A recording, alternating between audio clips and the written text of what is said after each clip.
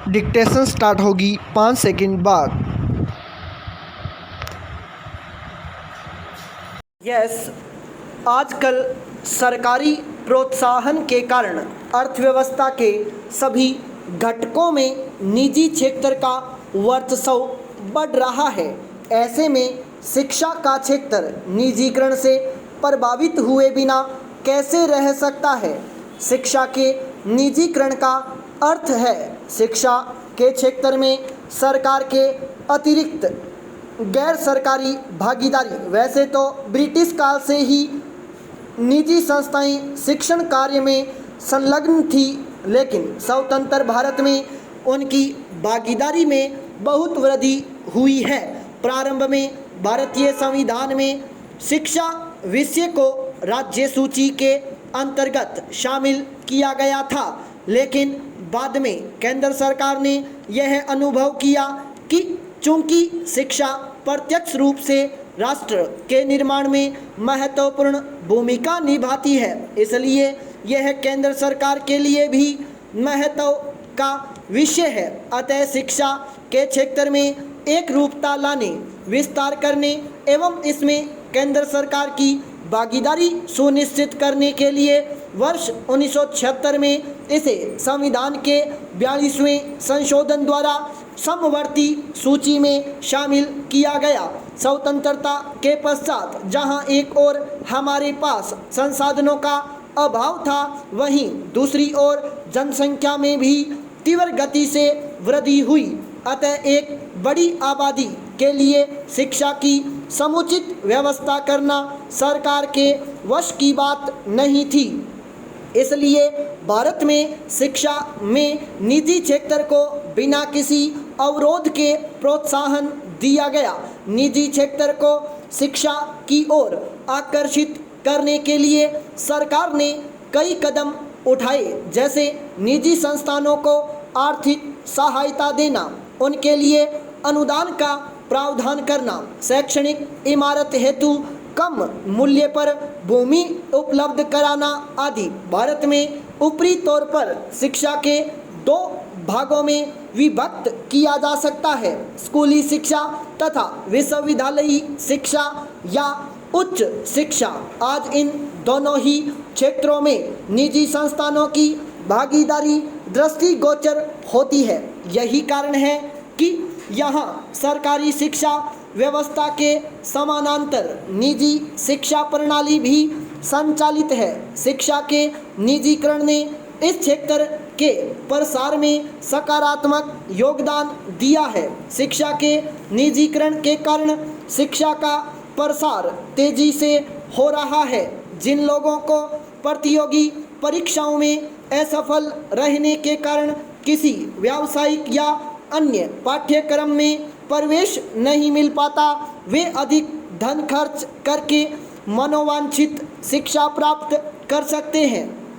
इस तरह शिक्षा के निजीकरण के कारण देश का धन सकारात्मक कार्यों में लग रहा है। नई शिक्षण संस्थाओं की स्थापना के कारण नवयुवकों को रोजगार के नए अवसर उपलब्ध हो रहे हैं। शिक्षण से संबंधित व्यवसायों को भी गति मिल रही है। पिछले कुछ वर्षों में उच्च शिक्षा प्राप्त करने वाले लोगों की संख्या में तेजी से वृद्धि हुई है। इतनी अधिक संख्या में प्रतिवर्ष सरकारी नौकरियों के सृजन पर कर पाना संभव नहीं। निजी संस्थाओं की अधिकता के कारण इन लोगों को भी रोजगार के अवसर उपलब्ध हो रहे हैं।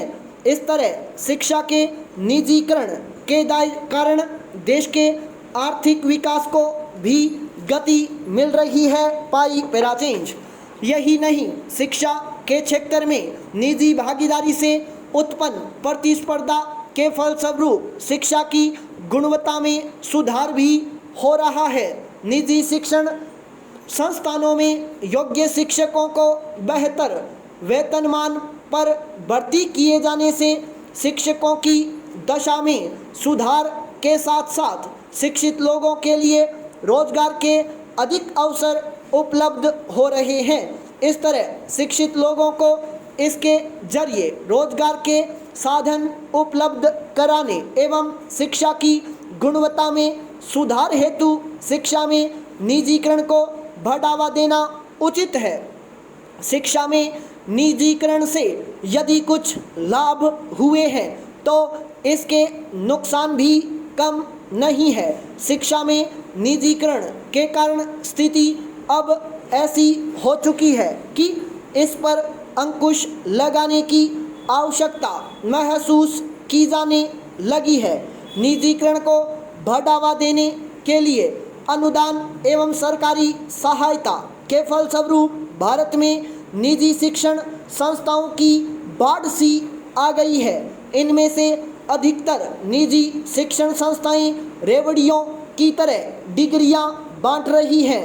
जगह जगह डीम्ड विश्वविद्यालय खुल रहे हैं। शिक्षा आज व्यापार का रूप धारण कर चुकी है। शिक्षा के निजीकरण का लाभ निर्धन लोगों को नहीं मिल रहा है क्योंकि निजीकरण से शिक्षा महंगी हो गई है। शहरों के निजी विद्यालयों में प्राथमिक स्तर की कक्षाओं के बच्चों से भी हजारों रुपए मासिक शुल्क लिया जा रहा है। आम आदमी अपने बच्चों को अच्छी शिक्षा दिलवाने के लिए इतने शुल्क को वहन करने में अक्षम है। शिक्षा के निजीकरण के कारण कोचिंग व ट्यूशन की संस्कृति को बढ़ावा मिला है। बड़े बड़े उद्योगपति भी शिक्षा में धन का निवेश कर रहे हैं। शिक्षा में धन के निवेश को अच्छा कहा जा सकता है किंतु उनका उद्देश्य शिक्षा का विकास नहीं बल्कि धन कमाना होता है, जिसके कारण कई अन्य समस्याएं उत्पन्न हो जाती हैं। उद्योगपति धन का निवेश करने के बाद धन कमाना चाहते हैं। इसके लिए वे शिक्षकों एवं अभिभावकों का शोषण करते हैं। शिक्षा के निजीकरण से भारत में निजी शिक्षण संस्थानों की बाढ़ सी आ गई है किंतु लाखों की संख्या में मौजूद इन निजी शिक्षण संस्थानों में से 90% संस्थान या तो शिक्षण की गुणवत्ता के पैमाने पर खरे नहीं उतरते या फिर उनके पास पर्याप्त मात्रा में शैक्षिक संसाधन नहीं है।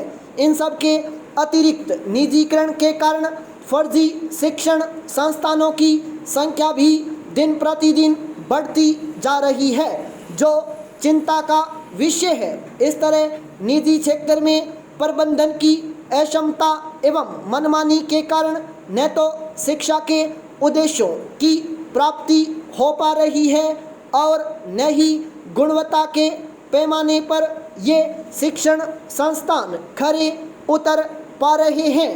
इसके साथ ही निजी क्षेत्र के शैक्षिक संस्थानों द्वारा शोषण एवं गलत मार्गदर्शन के कारण लाखों विद्यार्थियों का भविष्य अंधकार में हो रहा है। यही कारण है कि शिक्षा के निजीकरण के औचित्य पर सवाल उठाए जा रहे हैं। पहले धनी व्यक्तियों द्वारा शिक्षण संस्थानों की स्थापना सामाजिक सहयोग एवं उत्तरदायित्व निभाने के लिए की जाती थी। अब इसका उद्देश्य सामाजिक सहयोग न होकर धनार्जन हो गया है।